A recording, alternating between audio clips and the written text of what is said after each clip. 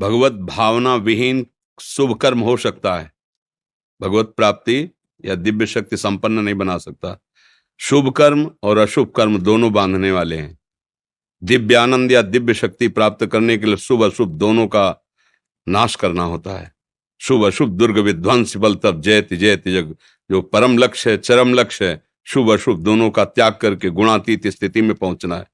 उसके लिए नाम जप अत्यंत अनिवार्य है। भगवान का नाम सच्चिदानंदमय है, भगवान के अनंत नाम हैं, उनमें जो नाम प्रिय लगे सब सामर्थ्यशाली हैं, सब भगवत प्राप्ति कराने में समर्थ हैं।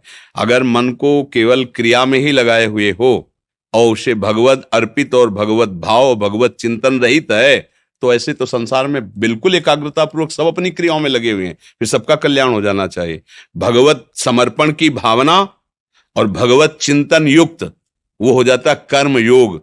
कर्म बांधने वाला होता है और कर्म योग मोक्ष प्रदान करने वाला होता है।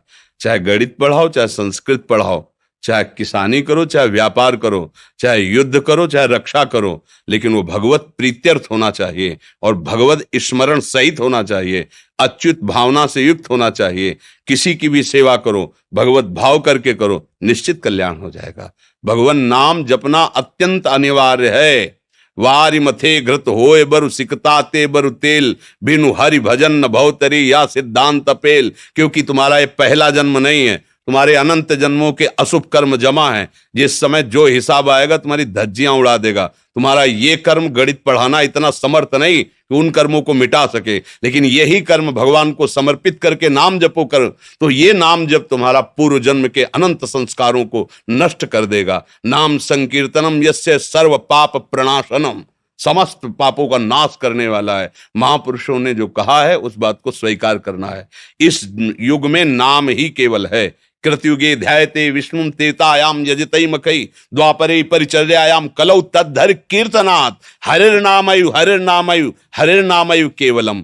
केवल हरि का नाम ही तुम्हारा मंगल कर सकता है। आ ब्रह्म स्तंभ पर्यंतम सर्वम मायाम मयम जगत सत्यम सत्यम पुनः सत्यम हरिर्नामयु केवलम। हरि गोविंद कृष्ण राम शिव जो नाम प्रिय लगे खूब उसका स्मरण करते हुए और हर कार्य को भगवान की सेवा से। ये विद्यार्थी रूप में भगवान आए हैं, गणित पढ़ाने रूपी मुझे सेवा दी है। भगवान सबके हृदय में बैठे उनको मानसिक प्रणाम किया और फिर नजर टाइट करके जैसे गुरु शिष्य को शिक्षा देता है, ये सेवा हमारी होगी और वो सेवा भगवान को समर्पित हो। इससे हमारे भगवान प्रसन्न होकर हमारी उत्तम बुद्धि दें, हमारे हृदय को शांति दें, निष्कामता दें और मैं भगवान के धाम में जाकर उनके नित्य समीप रहूं, उनके प्रेम में मगन रहूं या मोक्ष हो जाए। जीवन का परम लाभ यही है। यदि हम भगवान नाम जप नहीं करते, भगवत चिंतन नहीं करते, तो विषय चिंतन होगा, विषय चिंतन होगा तो विषय क्रियाएं होंगी, विषय क्रियाएं होंगी तो दुर्गति को प्राप्त हो जाएंगे। इस अत्यंत आवश्यक है। भजन में नाम विनिश्चितम बदामिते नान्यथा वचांस में हरिम भजन्ति ये नरा। अत्यंत आवश्यक, अत्यंत आवश्यक। हमारे कर्मों से हमारी कौन रक्षा करेगा? हमारी बुद्धि को कौन सत्मार्ग में लगाएगा? सत क्या है ये हमारी समझ में आ जाए ना। अभी ये सत थोड़ी जान गए हो तो गणित लगाना अलग बात है, और एक गणित है जो त्रिगुणातीत है, जहां तुम्हारी बुद्धि पहुंचती, ना मन पहुंचता, ना चित्त पहुंचता है, ना अहंकार पहुंचता है। तुम्हारी बुद्धि जितनी रची गई है वो ब्रह्मा जी ने खोपड़ी में थोड़ी थोड़ी बूंद बूंद भर डाली है, और जो ब्रह्मा की भी बुद्धि काम ना करे वो है भगवदानंद।